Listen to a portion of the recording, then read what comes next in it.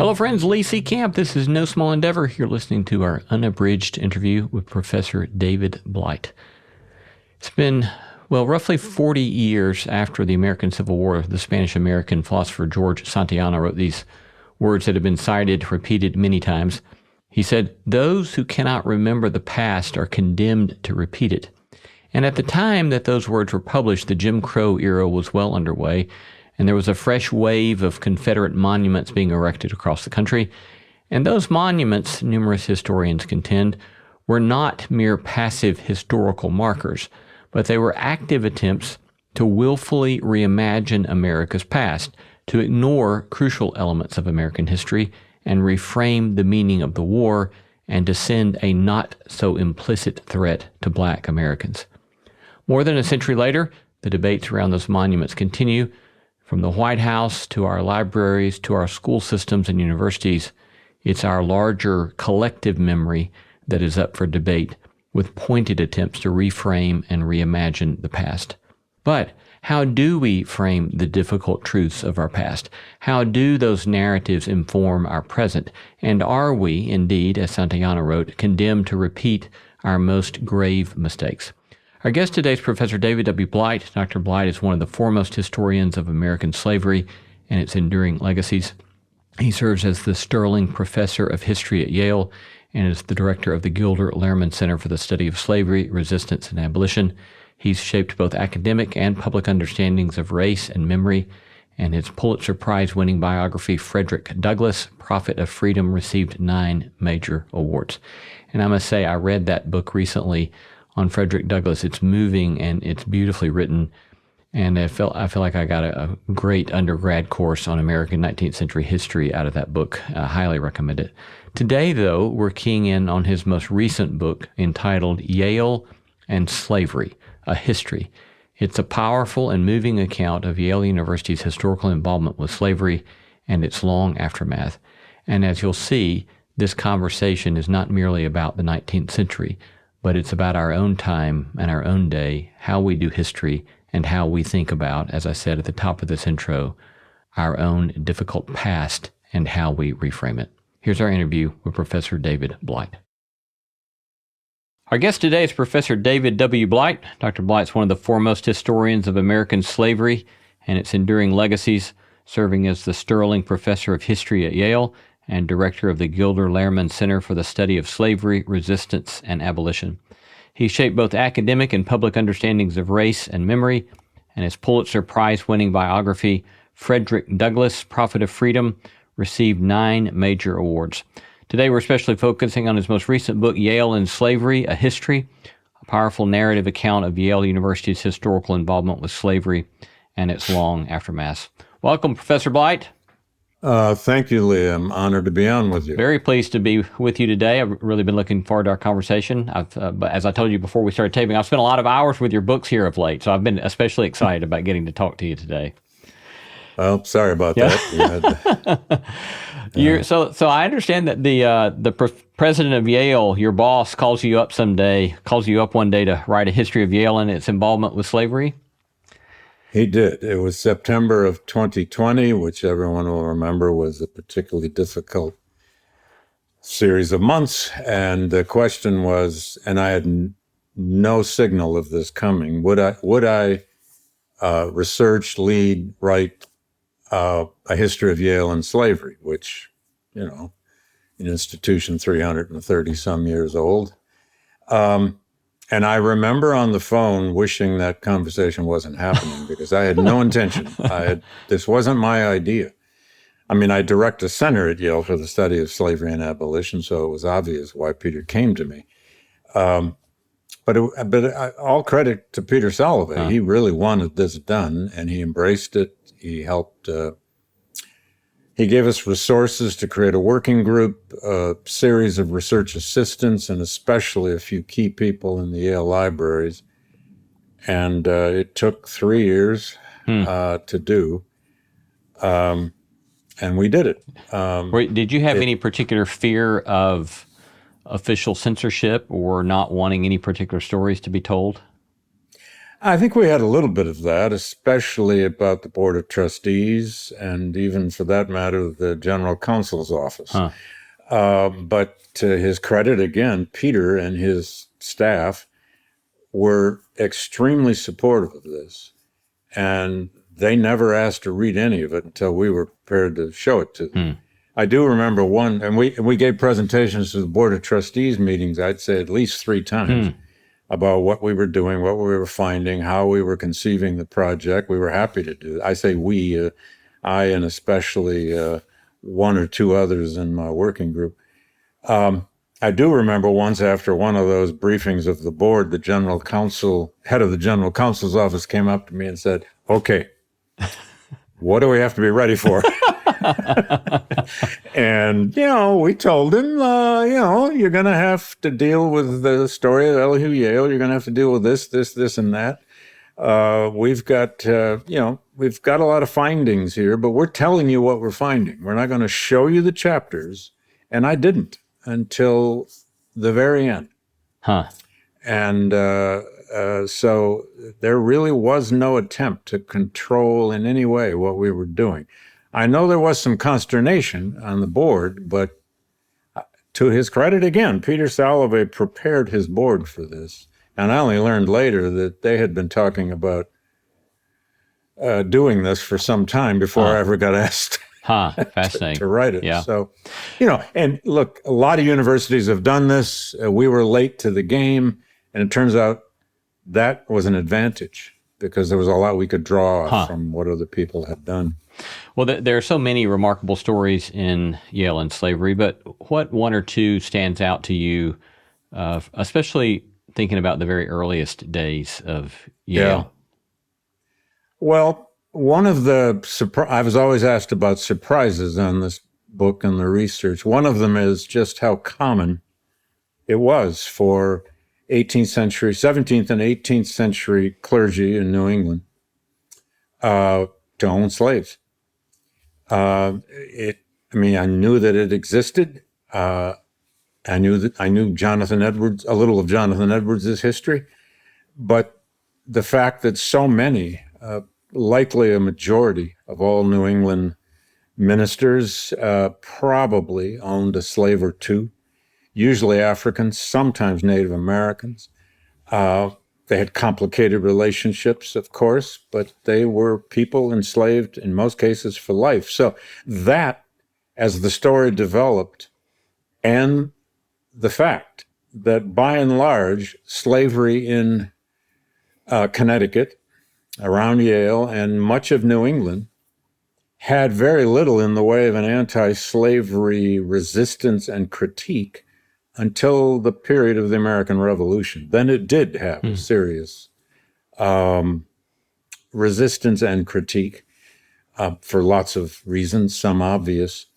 But it was very interesting to see in the records how some of the earliest leaders of Yale referred to their enslaved people or slavery itself. It was almost an unthinking thing.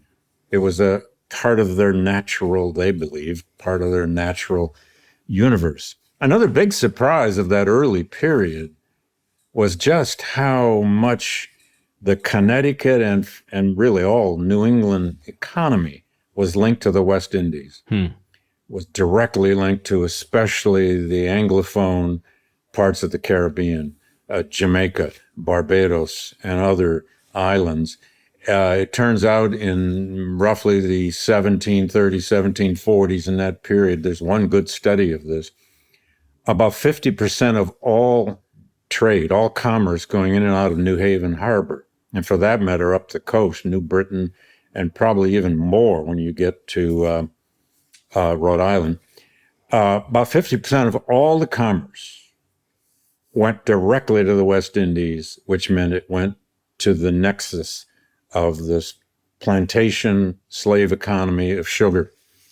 And we have quite a bit in the book, quite a section in the book about the deep ties, the deep economic ties between the economy of Connecticut and the West Indies, and to early donors, leaders, rectors, professors, etc., here at Yale. We did not find in that first century, Yale was founded in 1701 formally, we did not find any instance of the university itself owning slaves. Now, that's contrary to like Southern universities and so on that obviously did. But what we did find is a lot of Yale people, from donors to rectors to presidents. In fact, all of the first presidents of Yale for the whole of the 18th century and into the early 19th century, at least through Timothy Dwight in the early 19th century, were themselves slaveholders on one scale or another. You tell at some length about the construction of Connecticut Hall on campus, one of the Yes. Prominent buildings there, important in the history of the university, and the way in which slave labor was so crucial to the construction of that. And Right. in the ledger of who had contributed labor and who had contributed enslaved labor, I think one of the things that stuck out to me so much in a bizarre sort of way was there was a reference to Mr. President's Negro. Yeah, which just that's points Thomas to that. Clapp. Yeah, just points to that kind of unthinking way in which this was so accepted. Sure. Yeah. And they were his own records. Huh. Thomas Clapp was a little bit of Thomas Jefferson and Thomas Clapp. Clapp was the first. He's a Puritan minister. He was the first president of Yale, so designated as president. Before that, they were called rectors, but he's president in his early 1730s, 1740s, into the 1750s. He had a lot to do with creating the first library, et cetera, et cetera. But he builds Connecticut Hall, which is still there today. Anyone who visits the Yale campus will likely see it. It's a gorgeous mid-18th century brick building, built at its time as both classroom and dormitory. But Clapp kept detailed records of the labor, the production materials for the about year and a half, almost 2-year period it took to build it. And it has 222 windows. I don't know why that fact sticks in my mind, but I went one day and counted them. And they're extraordinary. I mean, they had to build every piece of that, and you think about, my goodness. And they employed 3 brick kilns and so on. But he kept detailed records of the 23 to 25 odd laborers who worked on that building. And about 5, 6 of them actually were slaves. One of them labeled Mr. President's Negro, another Reverend Noise's Negro, and so forth. And he kept, anyone who sees the book and reads it, we showed those documents in the book. They're amazing. He recorded the days that they worked down to the quarter of a day. It'd be 172 and 1/4 days. That kind of detailed conception of recording the material and the labor. And there's also records of how much lime they used to build the mortar for the bricks. But in that story, too, came this remarkable finding of a formerly enslaved, probably African, although he could have been born here, man named Jethro Luke. And Jethro Luke actually he owned a piece of property after he had been freed in what is the northwest corner of today's main campus, right about where the Yale Law School is, if anybody knows the geography of Yale University, and on the earliest map of Yale, which I believe is 1748. It's in the book. It is that property is labeled Jethro Negro Farmer. No, Black Man Farmer, excuse me. There wasn't Negro. Jethro Black Man Farmer. Well, it turns out Jethro had a wife named Mindwell and a son named Gad. And in President Clapp's records, there they are. Jethro and Gad, I don't think they had the highest number of days, but almost. Both of them worked on the building of Connecticut Hall for more than 1.5 years. In fact, they did a lot of work on the bricklaying and the brick making. That's about a 10-minute walk right through the heart of the Yale campus today. And so one can imagine that circumstance. Did it surprise you that you found so many of these records just simply in the archives of the university that had simply been unnoticed, or no one had taken time to point to them or tell those stories yet?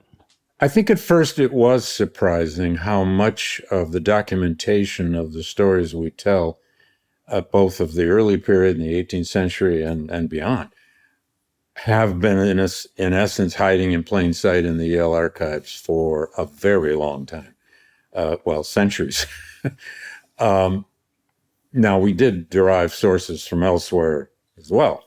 But yeah, this is a story that, with proper digging, could have been told a very long time ago. And there are all kinds of records of not just the building of buildings, but the curricular records and the presidential papers and records of various presidents, and just, what happened at Yale, say, during the American Revolution or during the American Civil War.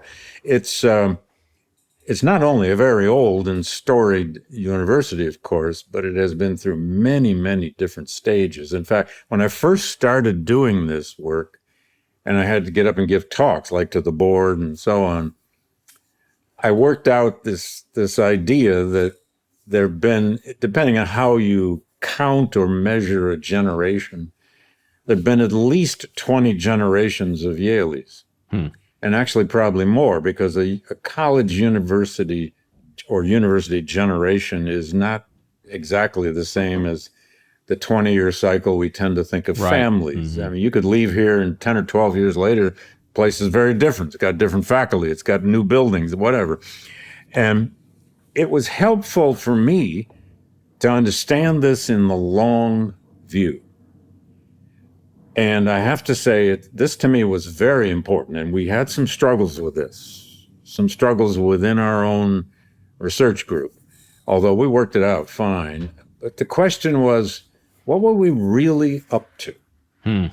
Were we about revealing, the dark corners of Yale's history? Well, yes, in some ways. Slavery is an evil institution. It's horrible. Were we about uncovering the culprits, the villains, and so on and so on? And from my point of view as a historian, I didn't want that to be our purpose at all. Not because I was told that by the administration, but I don't think that results in good history.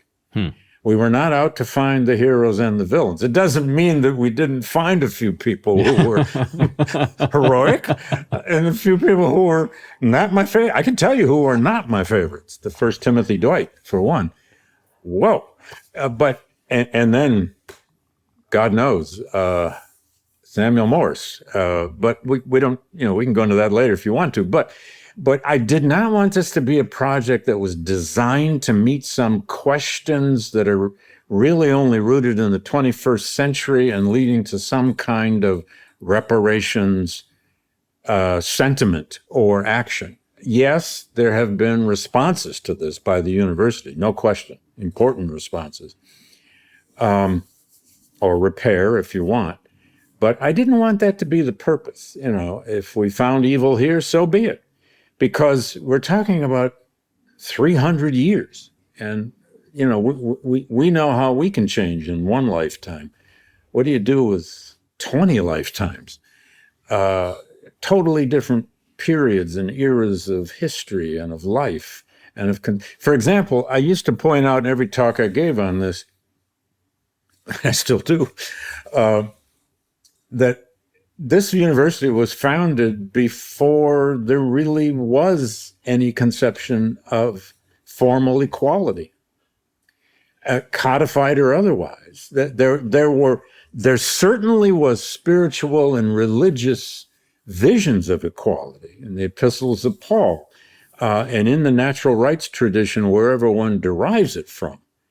But a serious critique of slavery did not even happen in the American colonies until the document called The Selling of Joseph by Samuel Sewall in 1700 And that was by a Harvard clergyman, judge, who gave a critique of enslavement as something that at least bordered on being unchristian and must be dealt with over time.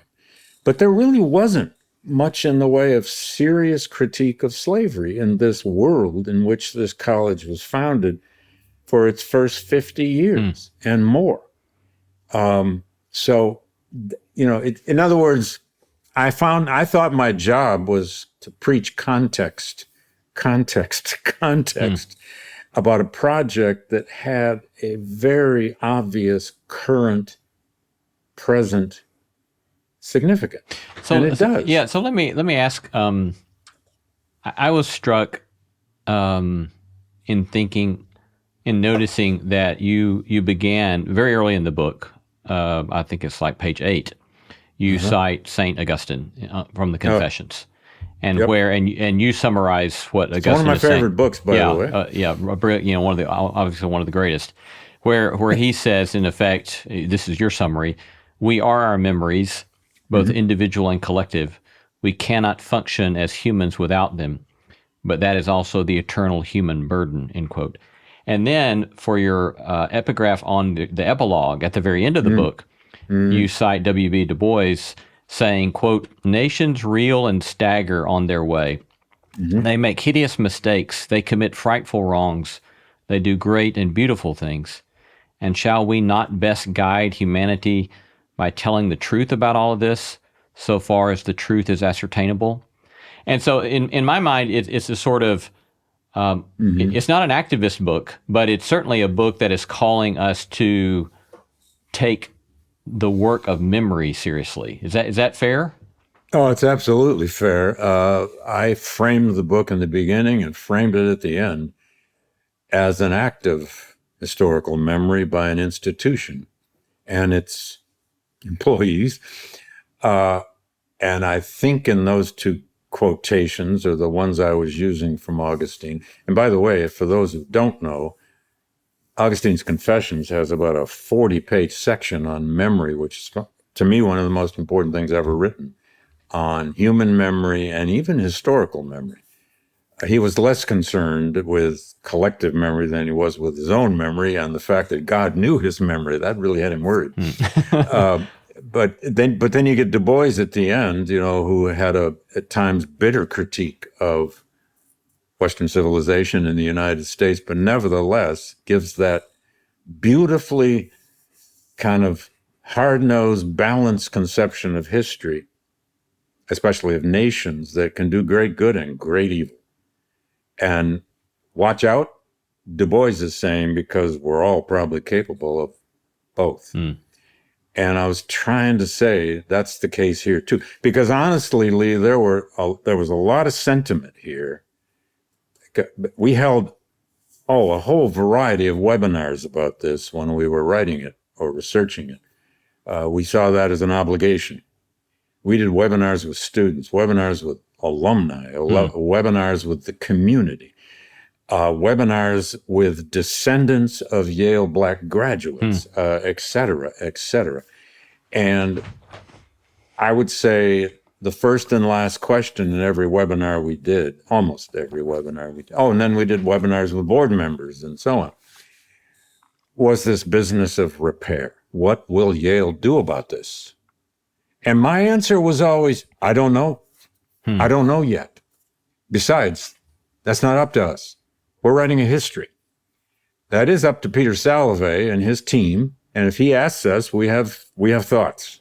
And we did. I had many meetings with Peter about what they were going to do about this, and they were very valuable, I think, for me and for him. But anyway, the point of this was to do good history, the truth shown through time, a reasoned reconstruction of what we found, and then put into a narrative, which was difficult at first to fully conceive. I mean, originally, I think I had 15 chapters in an outline. And of course, it got eventually whittled down to only 10. But I wanted this to be a narrative history that real people would read. And by that, I mean not just Yale people or just academics. I was determined to write this for a general reading audience that still loves good history. Mm. And I think we managed that part. We didn't always satisfy everybody. There were people expecting us to find horrific evil. I don't know, Yale being the leader of the international slave trade or something. But we didn't find that. We did find it had deep connections to the Atlantic trade. We also found the names of more than 200, I forget the exact number now, more than 200 enslaved people, enslaved by, again, Yale faculty, donors, rectors, etc., over the first century. And we have that section in the book where we simply list all of their names. Most of them are only by first names, but we wanted to humanize that part of the story. And one other goal, by the way, we had with this, actually I had three huge goals with this that readers can decide whether we accomplished them. One was to tell the story of Yale, this university's relationships to this problem of slavery in America and the world. The second was to tell the story of this region, Connecticut, New England, to build the context in which this happened at a college like this. And then thirdly, the New Haven community, especially the New Haven Black community, which has always been here from the early 18th century on. And the New Haven Black community has always worked at Yale and been deeply tied to Yale. And eventually some went to Yale. So we wanted to make sure we were representing that story. And we also were very determined to make sure that the community here in New Haven was fully aware of what we were doing, what we were finding, why we were doing it. And again, we invited people into events and webinars of all sorts. And I had 2 local New Haven historians on the working group who were incredibly valuable to how we pulled this off. I clearly, in reading it, you pull off all 3 of those very well. But I would like to, and this may be something that you as a preeminent historian is uncomfortable with, but I think that going back to the conversation about memory, I thought of your book almost as I would imagine you'll be especially uncomfortable with this language, and I'm a little uncomfortable with it. It's almost like a book of spirituality, or maybe a little more comfortable would be it's a book about moral formation. And you even use the language of moral choices at the end of the book. But but it's a question about, it seems to me, this sort of insistence that we forsake a willful spiritual blindness to our history. Is that? Yeah. How do you respond to that? Well, I'm not sure how totally conscious that was on my part.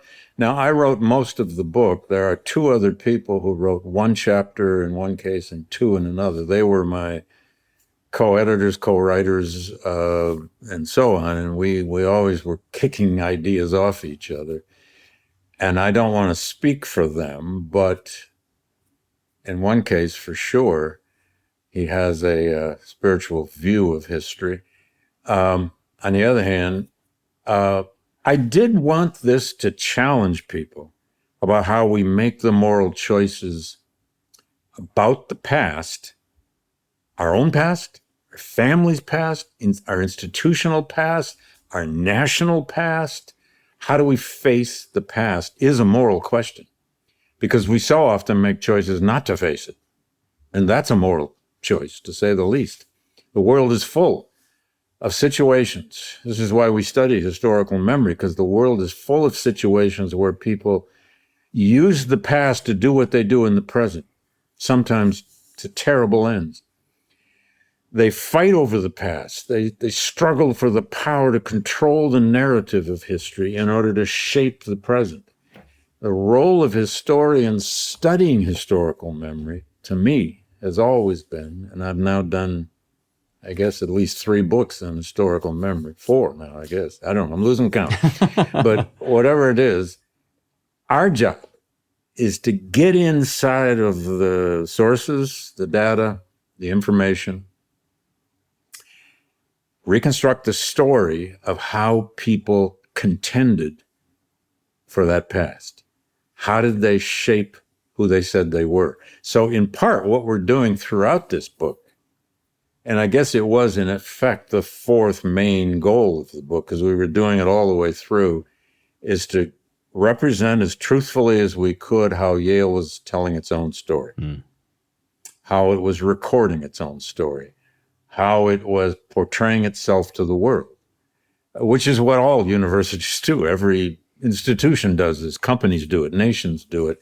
And we don't often, I mean, have you ever seen a view book from a university that wants all those potential freshmen to know the dark side of their past? Of course not.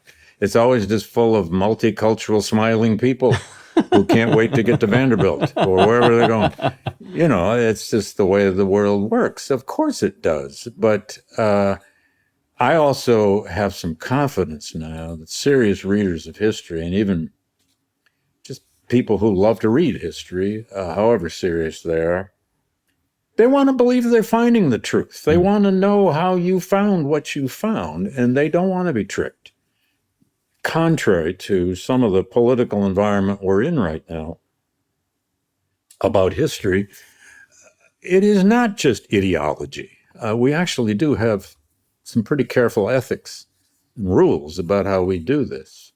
And I thought my role in this project was to keep most of the politics at bay, aware that there's a politic. If you're telling the history of a place like Yale in relation to slavery, it's immediately got a politics to it. Okay, but we can keep that at bay as we do real research and write it up as we find it.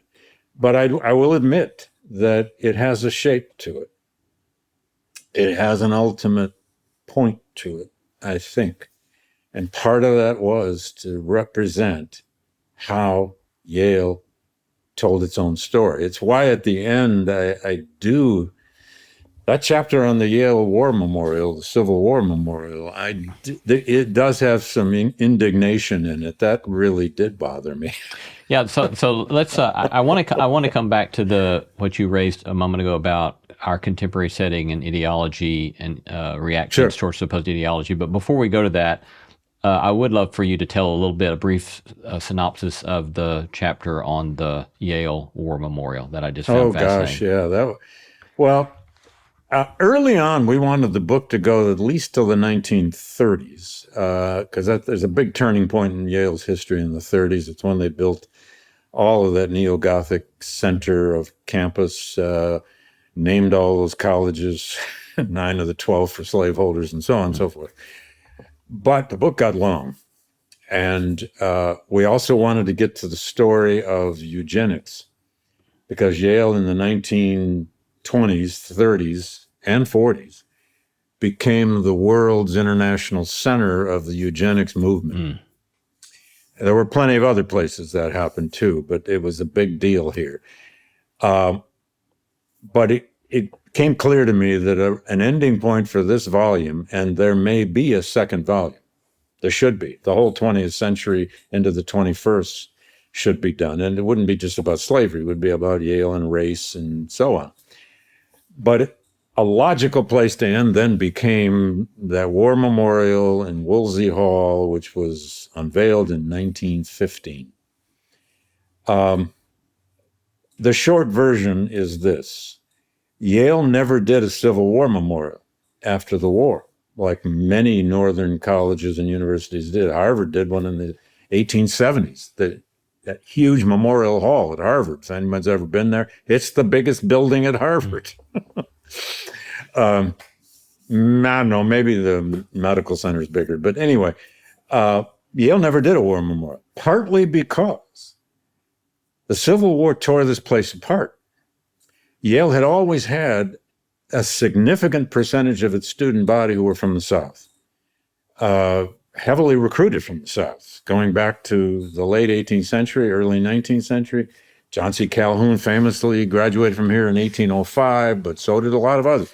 By the 1830s, 1840s, about roughly 12 to 15% of the student body every year were from the slave states. They were the sons of planters.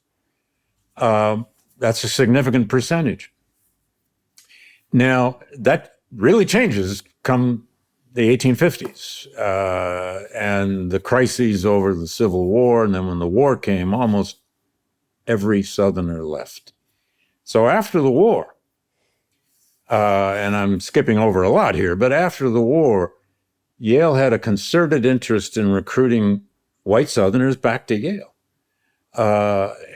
And they did. They tried hard. Eventually, they even employed the John C. Calhoun scholarships through which to do it. But they still had never built a war memorial, and there have been a lot of Yale men die in that war. But finally, by the 1890s, it starts appearing in the student newspaper, the famous Yale Daily, which is the oldest student daily newspaper in the country. Students started wondering, why don't we have a Civil War memorial? And anyone who's read about Civil War memory in my book about it or others knows that this is the era when Civil War monuments are going up everywhere. If you didn't have one, the question was, why not? Well, the pressure was on. And finally, after the 200th anniversary of Yale in 1901, which was a very big event here, and it led to a lot of construction here, a committee was appointed, slowly but surely, to plan, conceive, build Yale's Civil War Memorial. That committee started meeting in a concerted way around 1908, 7, 8, 9. It had 12 members, 6 from the South, 6 from the North. Most were former Confederate officers or former Union officers, not quite all. Half and half. From its very conception, it was to be a memorial. It was a committee first, and a memorial that was going to be about national reconciliation, reunion, not about causes and consequences of the war. Well, finally, they got together a plan, and we have all the minutes of this, great records on this, and I'll cut to the chase here. I wish we had a picture of it up here. Well, we're not doing video, sorry. But they finally landed upon the artist who would do it, the place where they would put it, and they put it in the central hall of what was known as Woolsey Hall, still is known as partly Woolsey Hall. And this memorial has 55 Confederates and 114 Unionists who served or fought in the two forces, Army, Navy, and even other elements of each government. They did careful research to determine who was and who wasn't in the war and had died. 55 Confederates are on that monument and 114 Union names. And in the end, they had rich debates over what to call it. Was it going to be the memorial of the war between the states, et cetera, or the Civil War, and so on and so on. They finally, with some sensitivity, decided on calling it the Civil War. But the Southerners were determined. And by the way, co-chairs, one was a former Confederate officer, one a former Union officer. The Southerners were determined that they were going to have equality on that memorial. And I can't say that strongly enough. This was all over American culture at that time, over memorial culture. And they got that equality, the way the names are all listed. And it's a beautiful memorial, by the way, with 4 allegorical bas-reliefs. It's 2 sides of a hallway with all the names. But they're listed simply in the chronological order of their class at Yale. I believe the first one is class of 1824 or 28, something like that. And the last one is late 1860s. And they're simply listed in the order of their class, their name, their rank, their unit, and where they died or how they died. The word Confederate or Union does not appear. You can obviously figure that out. You know this was a Confederate soldier if he was in the 13th Virginia Infantry. And so it's a memorial entirely to the reunion, the reconciliation of North and South, the equality of the valor of the soldiers. Nowhere on this monument is it ever even hinted that this war had causes or consequences. And in the debates of the committee is where it really gets interesting, and I use that a lot in the book. They debated this question. Would the word victory appear? Would the word defeat appear? No, in the end. There was no victory. In a war that killed over 700,000 Americans, and these nearly 200 Yaleys, the word victory or defeat, the very notion of a cause or a consequence, was never to appear. And note the date. This is unveiled in 1915. It's the same year Birth of a Nation appeared right up the street in New Haven. In fact, I have it in the book. I can't remember the exact dates at this point. And we even found a photograph of the theater with children waiting to get into the movie. Wow. Right up the street, Birth of a Nation played, I think it was the month after the unveiling of this war memorial. And Birth of a Nation, of course, is D.W. Griffith's epic film, white supremacist vision of the Civil War and Reconstruction. So that war memorial stands as, and I don't think there's really any question about this, and it's why I said it so explicitly in the book, it is the most significant memorial to the Confederate lost cause on Northern soil. Because it really gives the argument of, or part of the argument of the lost cause, which is the Southerners fought equally with valor for the cause they believed in, and they deserved the same recognition of heroism as anyone who fought for the North. And there it is, right in the heart. And by the way, that's a hallway. If you've been here, Lee, so you know it. But it's a hallway that students walk through every day.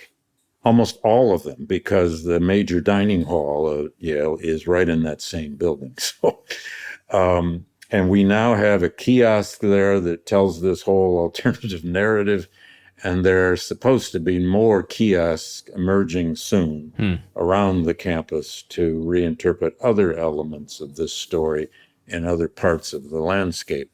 But that war memorial is typical of so many other Northern memorials to the Civil War, but in some ways more explicit and more vivid than most. And I never suggested it should ever be taken away, taken down, or anything. It needs to be simply reinterpreted, but it needs to be preserved. It actually aesthetically is quite beautiful. So if I could summarize as the argument, I suppose I hear you making there, is that in this particular memorial, there's this, in an attempt to have this emotional, socio-political vision of reunification or reconciliation, that there is an honoring of the notion of valor, some sort of kind of moral commitment that we all can kind of agree is a laudable moral commitment of valor.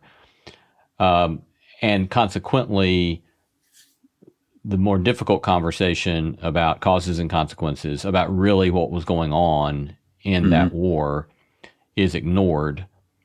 And in ignoring that, consequently, ironically, you have something like The Birth of the Nation playing up the street a month later, because what's happening in that kind of storytelling is that we're refusing to deal with really what's going on. Is that a fair enough summary? No, that's it. That is it. I mean, it's not simply misremembering or not remembering. It is explicitly denying that the causes and consequences are in any way as important as the valor of those who fell. And look, we can look around the world and this is why studies of memory, especially national memory, really beg for comparison, because many other countries have done this to different degrees, especially if they've been allowed to. If you want to unify after a massive bloodletting like a civil war like we had, how are you going to do it?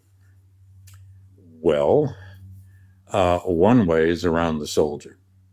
Mutual valor, mutual devotion to homeland, to cause, comrades, family, etc. And if you don't want to face the remaining legacies of that war, which are all around you, the problems the war solved and didn't solve are all around you. This memorial is, of course, being conceived, as so many others were, at the time of the deepening of Jim Crow all across the South. It's a time of course, extraordinary levels of lynching. It's a time when American race relations did reach a certain nadir, a certain depth.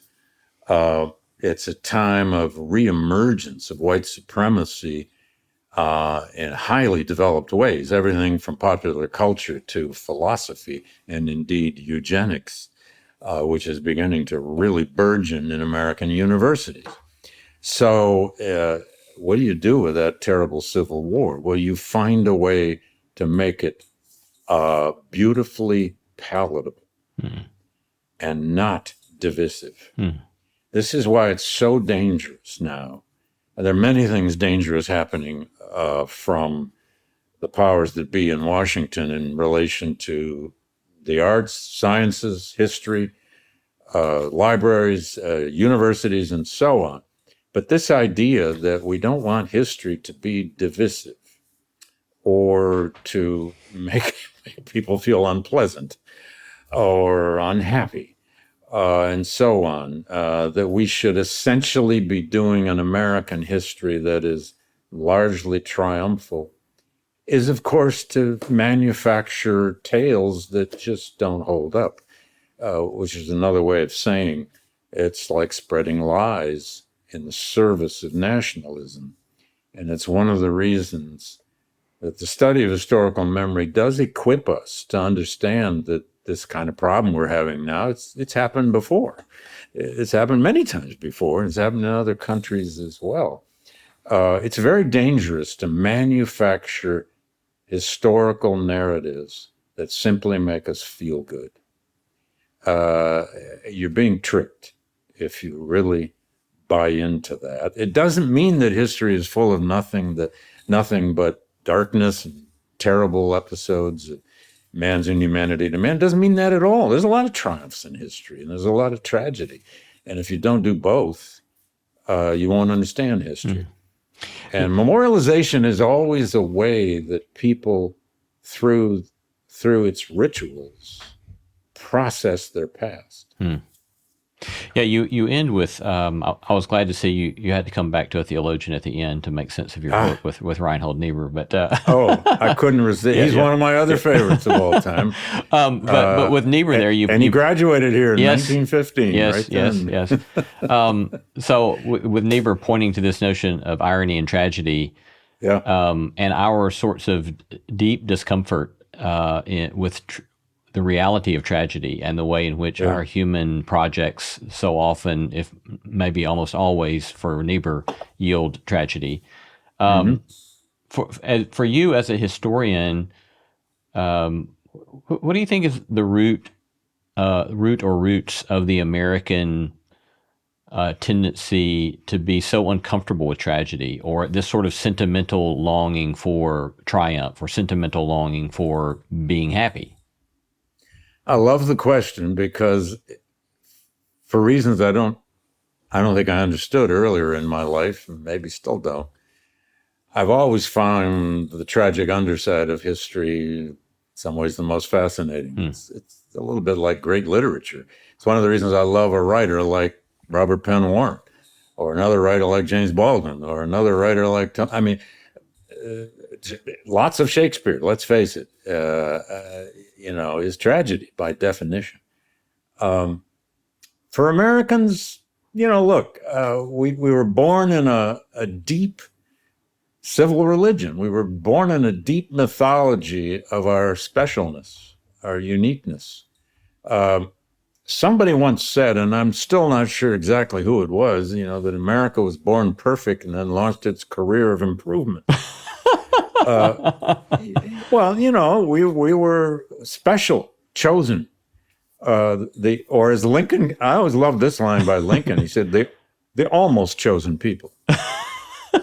Be careful with your chosenness, Lincoln was saying, because there are many ways people feel. Anyway, and then there's this doctrine of progress.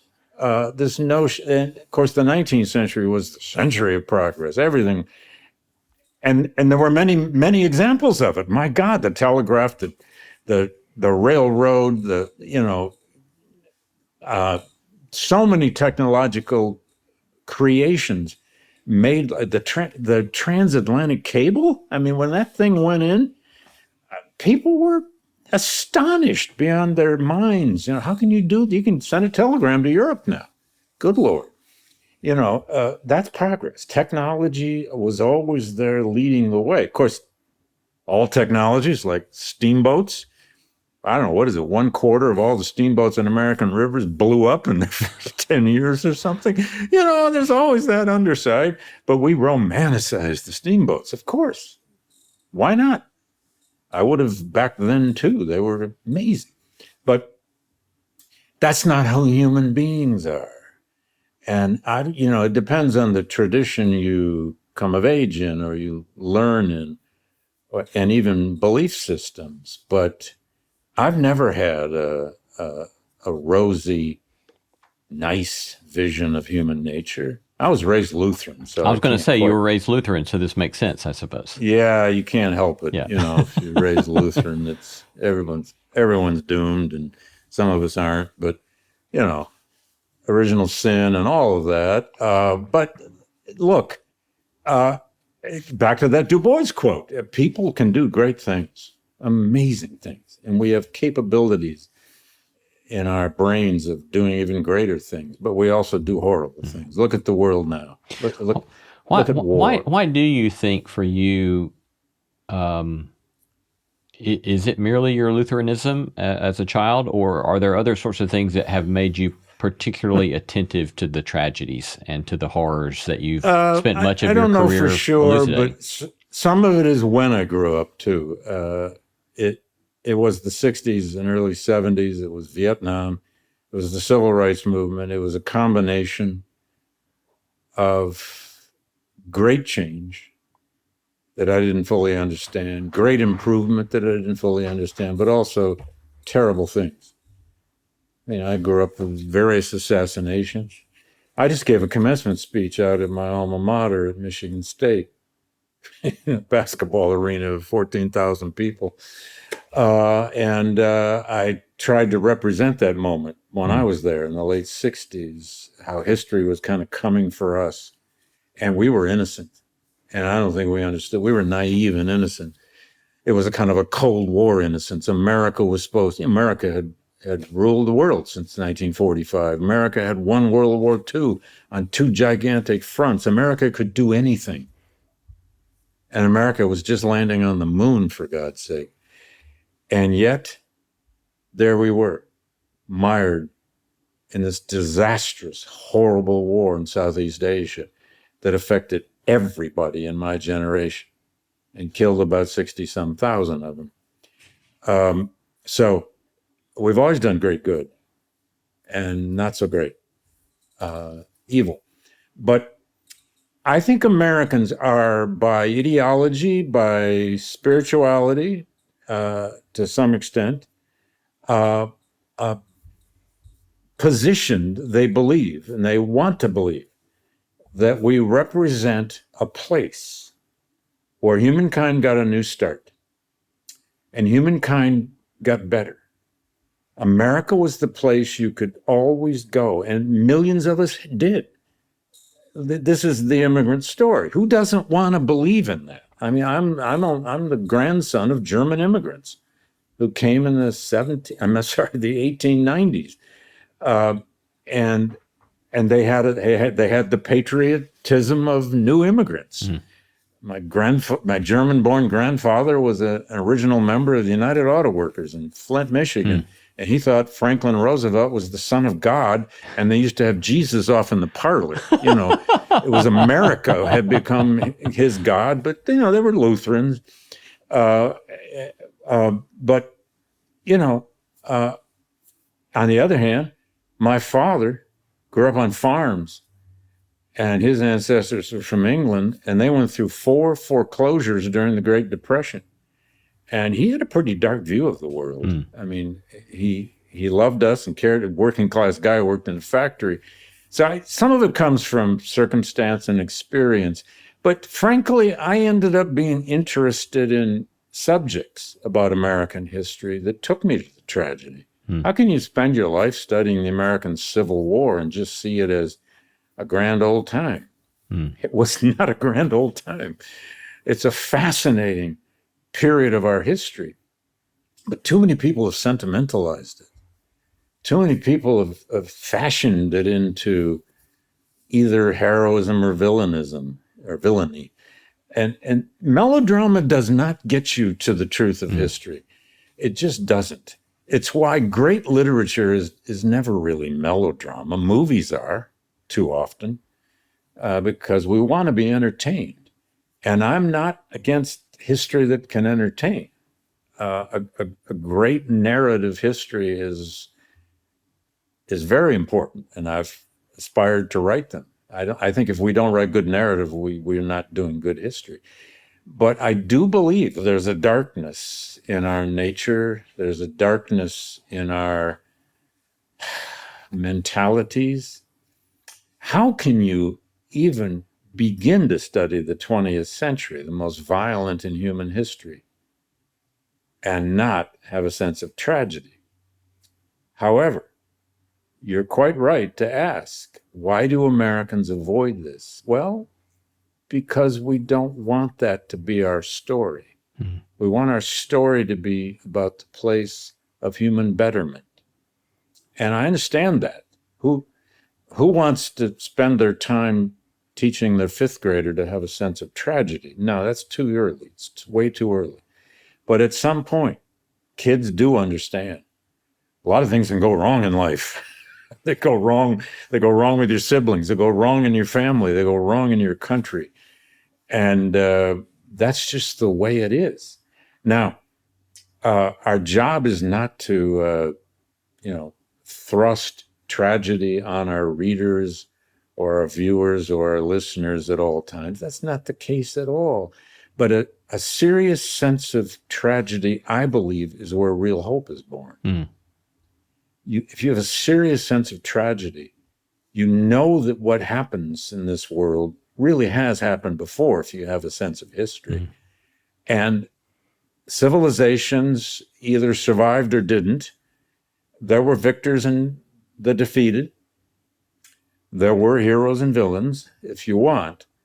But mostly it's a process. And I've just always been drawn to those people who can build in us a sufficient sense of tragedy to understand that that's where real hope comes from. Because if you're not ready on some level for the tragedies of history, they're coming to get you. Those tragedies will come and get you. They'll come and get you right between the eyes.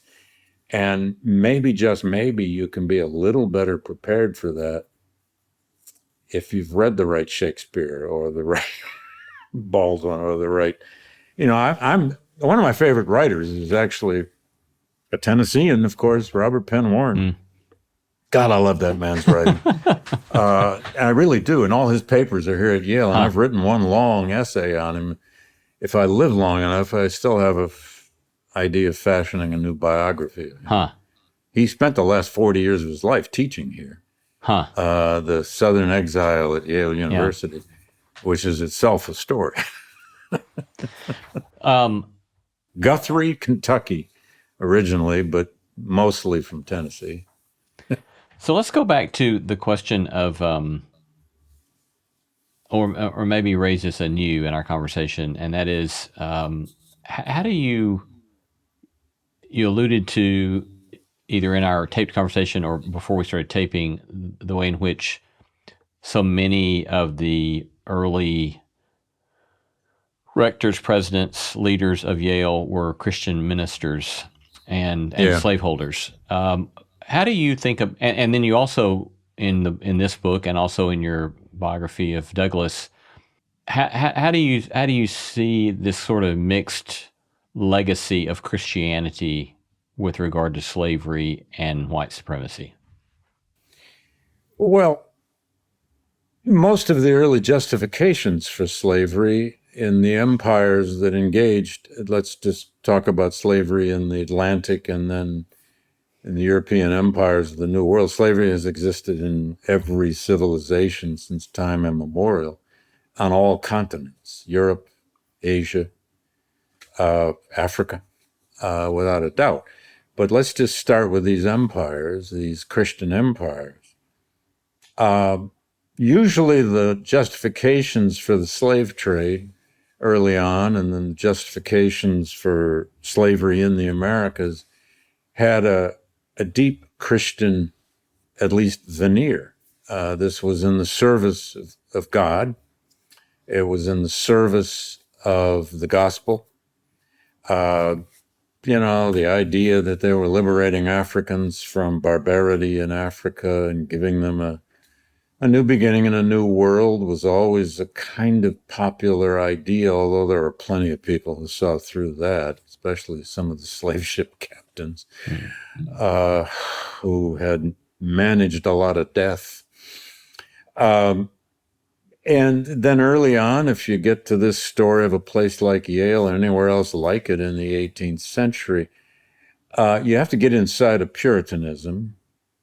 That's the Calvinist vision of sinners and saints, and most of us are sinners. We're all sinners, but most of us are not saints. And that some people were conditioned for labor, conditioned to serve, and some were conditioned to be educated, enlightened, and lead. Those are very old ideas. They have sometimes attached to ethnicity, nationality, region, family, and so on, and not to race. But by the 15th, 16th, 17th, and 18th centuries, slavery in the Americas became racial slavery. And then it becomes both a kind of Christian destiny that some people are meant to be enslaved and some as the owners, masters. But it also becomes eventually an economic story. It becomes a story of these great mercantile empires who were building whole new civilizations, creating world commerce. And you'd be hard-pressed to find anybody in 1730s Connecticut, except the enslaved people themselves and many of the indentured servants, who wouldn't have argued that some kind of bound labor, slaves or indentured labor, wasn't absolutely necessary to this still relatively frontier setting of these colonies. That if you're going to really develop the economies, the agricultural economies, the commercial economies, the external world economies of these colonies, you're going to have bound labor. It was just deemed essential and necessary. Even more so in the South. How do you develop money crop agriculture? They, of course, eventually argued you have to have large labor forces. And the labor force for American plantation agriculture, of course, for the first near century was mostly indentured labor, which tended to be Europeans, although there were some Africans who were also indentured, and Indians who were indentured. But eventually it's racial slavery that replaces the diminishing supply of indentured servitude. And hence you have this historical collision, this historical nexus. It's an extraordinary story of the economic power of these empires, eventually of the United States, that comes out of one of those empires, and the development of racialized bound labor. One of the best things ever written on this complicated origin story is by the great historian who spent most of his life here at Yale, Ed Morgan, in his book called American Slavery, American Freedom. Among other things, he shows that a lot of the answer to that great paradox of how a bunch of American Virginians in particular could create a republic, could have the genius to fashion the American Constitution and lead a revolution against monarchy in the service of liberty, and even mouth the word equality, is because they had come to believe deeply in their souls that all successful societies had to have a dependent labor force, especially an agricultural society. And how better to develop and sustain and control that labor force than to have it be racialized, where it was both visually and somehow, culturally understood that labor was now black or racialized, especially in the South. Well, that's true up here too, in Connecticut. And it has so much to do with helping us understand that what always seems a paradox, and it is a paradox, to Americans. How could we have created this amazing new republic out of a revolution against monarchy, win a war against a great empire, create that, fashion the U.S. Constitution, despite its compromises and its flaws, was an amazing creation, and it did last quite a while. How could that new republic devoted to liberty also have one of the largest slave systems in the world? Well, it isn't just moral failure. It's moral failure if that's the way we want to judge it, and of course it is in our view. But it came out of this deep connections between religious and cultural worldviews and the economics of empire and the economics of growth on a continent that seemed to have limitless expansion, especially if the native peoples could be contained, sustained, or removed. So, again, history is full of incredible complexity, and our job is always to boil all that down to a story people can grasp. But this paradox is fundamental to understanding America. We've been built out of contradictions. Frederick Douglass once said that. He said, America is its contradictions. It is all made up of its contradictions. And he would know, because he both loved the Declaration of Independence. It was almost like a Bible to him. He just hated the practices of the principles. He thought the principles were fine. And it's all there in his famous 4th of July speech of 1852, where he takes the founders' principles to task, but says, the principles are fine. It's our practices that are so full of hypocrisy and danger. As we get near a close here, I wonder if you would share a bit about, with all of your historical formation in the American story, what's keeping you up at night, metaphorically or literally? What's concerning you with this current historical moment in which we find ourselves? Well, it is keeping me up at night. I just spent a year as the president of the Organization of American Historians. And just 3 weeks ago, we had our convention, gave my presidential address, and so on and so forth, which is all about the current crisis of education. I guess what keeps me up the most is that we are under an assault. And by we here, I mean everything from public schools to universities to the National Endowment for the Humanities and the Arts, to libraries. In today's news, it's West Point itself is being ripped apart as a college. We are under assault by, let's be direct and honest, by a nearly nihilistic use of ideology to try to erode, control, and possibly, if they can, destroy something they have come to view as the dangers of liberalism. And by that they mean not just politics, although they're certainly going after that too, but what they mean by that is the whole liberal tradition, the idea of the liberally open mind, the liberally educated mind, the person who is open to new ideas, the person who seeks a truth and then seeks the next truth and the next truth and the next truth, as William James envisioned it in Pragmatism. They really are out to try to thwart, if not end,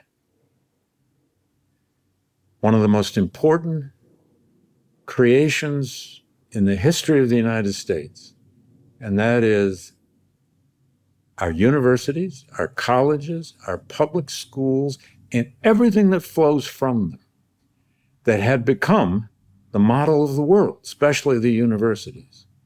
There's a reason so many hundreds of thousands of international students want to come here every year. I just gave a commencement speech at Michigan State, my own alma mater, and I looked it up. Of the large student body at that Big Ten university, 4,500 of the students are international students. And they tend to pay the full freight. And in any given year in the United States, about $44 billion goes into our economy from those international students. Mm-hmm. So it's an ideological crusade by the American right to not only try to reshape our whole vision of education, but it's an ideological crusade to try to destroy the essence of the post-World War II government, actually the post-New Deal government.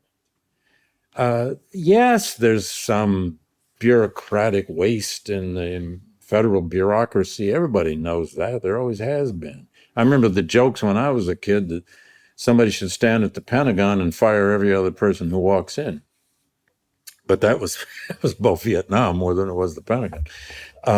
But they really do believe that you can privatize schooling and that you can just reduce the federal budget if they get their way in the end down to only its essence, which to them means military defense and maybe holding on to some kind of health care. Even Republicans now are saying, oh, whoa, we can't quite kill Medicaid. But we're talking about a group of American ideologues, intellectuals, many of them from the Heritage Foundation, who have now moved into the White House, who have been working for years to limit, erode, and destroy vast elements of our federal protections, whether that's environmental protection, it's our health protection, our creation of the arts, our protection of students in public schools who have learning disability, who need help, who need special ed teachers. All of that is done with federal money. And then there's research. I'm speaking from my own point of view, and perhaps yours too, that we represent these places of research. And this notion that somehow what we do in these universities is irrelevant to society, well, yeah, sometimes some of the things we do are not easy to defend, I suppose. and liberals need to know they've made themselves targets, and we need to look in the mirror and know that we did make ourselves targets for some of this, thinking we'd just live above it. But we're not living above it.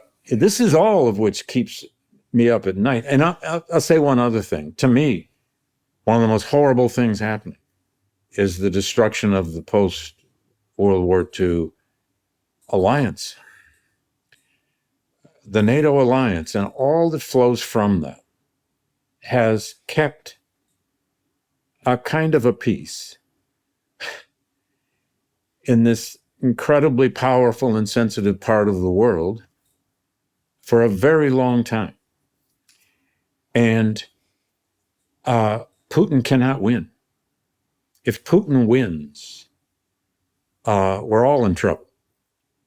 And I firmly believe that one of the most dangerous things happening is this destruction of our own alliances, this lack of decency in our foreign policy now, this lack of even caring whether we have alliances.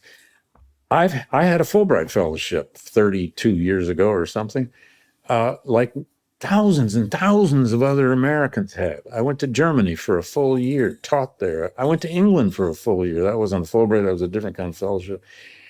These exchanges between countries, it's the best soft power that America ever created in the Cold War.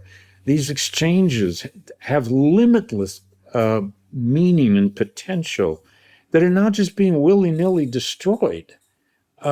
It's a kind of nihilism because they think that somehow at the root of it is liberalism. Is this idea of multi-ethnic, multicultural pluralism. I've always liked the word pluralism much better than diversity anyway. It's a much older term.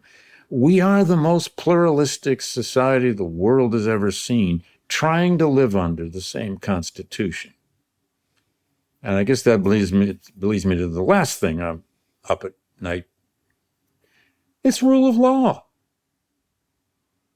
Are we raising young people now? Are we educating young people who may not even believe that the most fundamental things about our Constitution are worth trusting?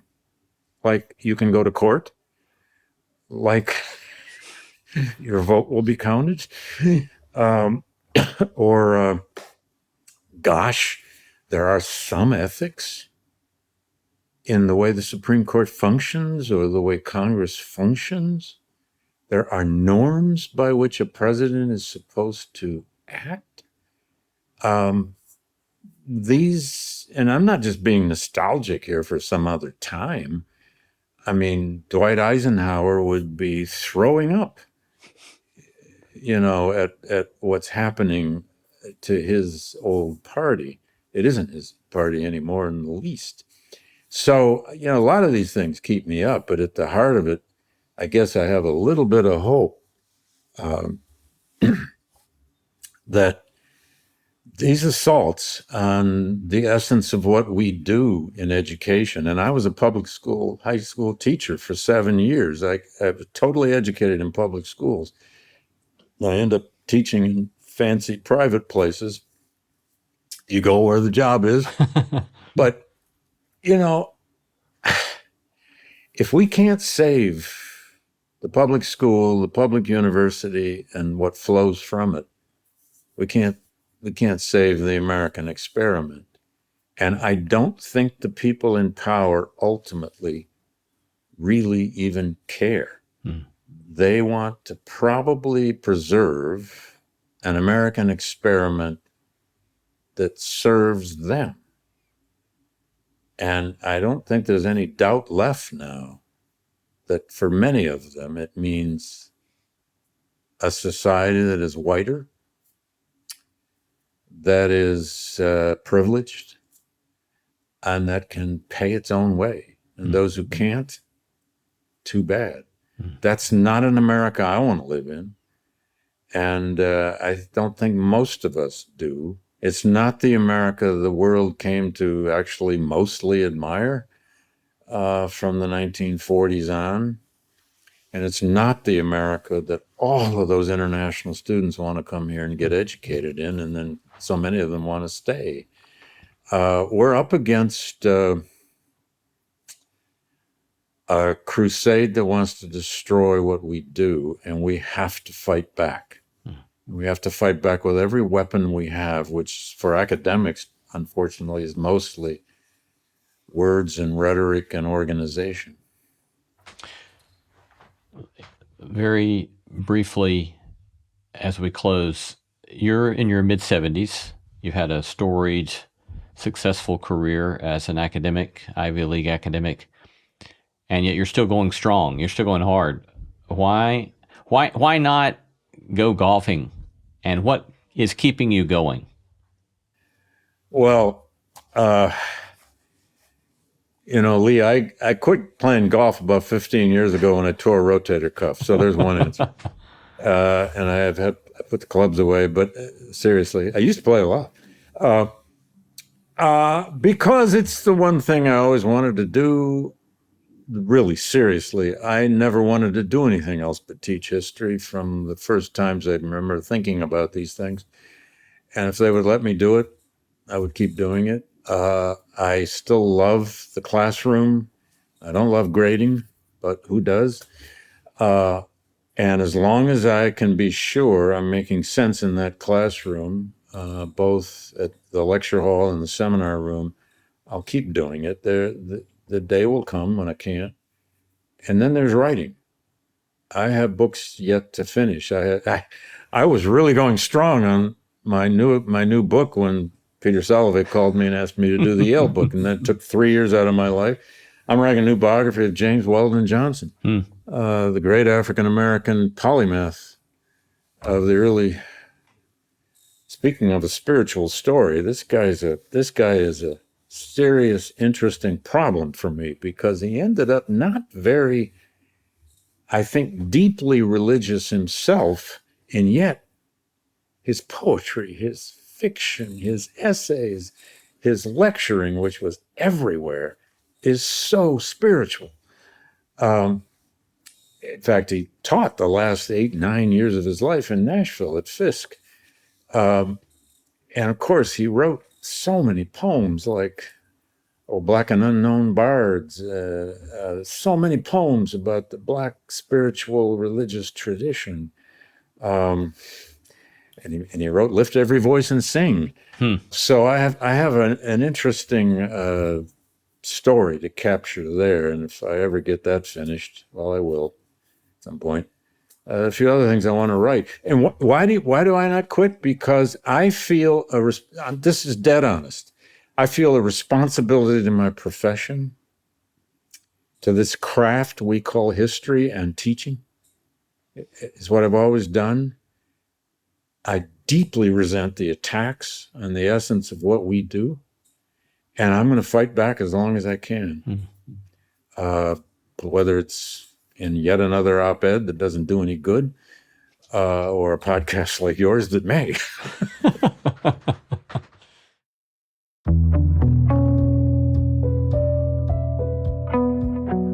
We've been talking to Professor David Blight, foremost historian of American slavery, serves as a professor of history at Yale.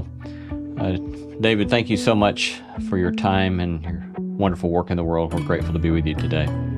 Thank you, Leah. I enjoyed this very much. You do a special podcast. It's thorough and interesting. Thank you very much.